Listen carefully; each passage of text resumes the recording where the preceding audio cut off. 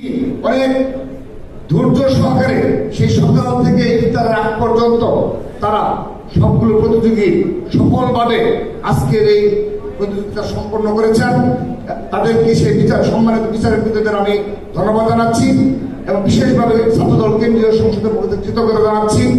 এবং এই প্রতিযোগিতায় যে সকল স্কুল, কলেজ, মাদ্রাসা এবং বিশ্ববিদ্যালয়ের শিক্ষার্থীরা অংশগ্রহণ করেছেন তাদের সবাইকে ছাত্রদলের পক্ষ থেকে আন্তরিক ধন্যবাদ জানাচ্ছি। প্রিয় উপস্থিতি, আমরা আজকে এই হিফজুল কোরআন ও কোরআন তেলাওয়াত প্রতিযোগিতায় সর্বশেষ পর্বেও আমরা বেশ কিছু সুমধুর কণ্ঠে কোরআন তেলাওয়াত শুনেছি, আমাদের হৃদয়কে শীতল করে দিয়েছে। কিন্তু আমরা আজকে এই কোরআন তেলাওয়াত প্রতিযোগিতার মাধ্যমে ছাত্রদলের সকল পর্যায়ে নেতা কর্মীদের বার্তা দিতে চাই, আমরা যে উদ্দেশ্য নিয়ে আমাদের এই মেধাবী ভাই বোনেরা আজকের এই প্রতিযোগিতায় উপস্থিত হয়েছে, তাদের যে মানসিকতা রয়েছে আমরা সেটি ধারণ করব এবং আগামীতেও আমাদের এই ধরনের কর্মসূচি অব্যাহত থাকবে ইনশাআল্লাহ। আমরা এই কর্মসূচি পালন করতে গিয়ে একটি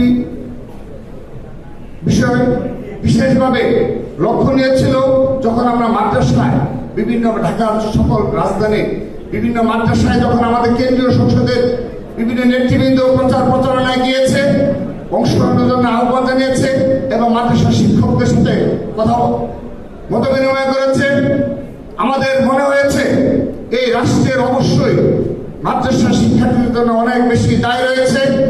এবং আমরা আশা করব ছাত্রদলের পক্ষ থেকে এই নির্দলীয় সরকার রয়েছে কিংবা আগামীতে সাধারণ জনগণের ভোটে যারাই ক্ষমতায় আসবে তারা অবশ্যই মাদ্রাসা শিক্ষার্থীদের জন্য বিশেষভাবে নজর দেবে এবং গতানুগতিক ধারার বাইরে এসে আমাদের বিশ্ববিদ্যালয়ের ন্যায় যে শিক্ষার্থীরা যে সুযোগ সুবিধা ভোগ করে তারাও যেন সেজন্য সুযোগ সুবিধার আওতায় আসতে পারে, সেজন্য ছাত্রদলের পক্ষ থেকে আমরা অনুরোধ জানাচ্ছি।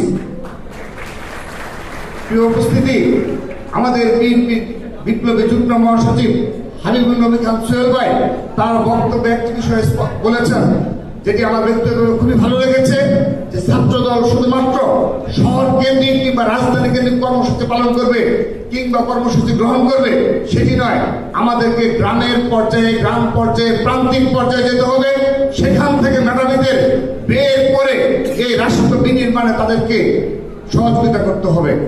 তো আমরা ইতিমধ্যে ছাত্রদল কেন্দ্রীয় সংসদের পক্ষ থেকে এই মাহে রমজান শেষ হওয়ার পর আমরা ইতিমধ্যে সে ধরনের কর্মসূচি ইতিমধ্যে গ্রহণ করেছি। বিজ্ঞান ও সংস্কৃতি উৎসব করবে সারা বাংলাদেশের সকল শিক্ষা প্রতিষ্ঠানে।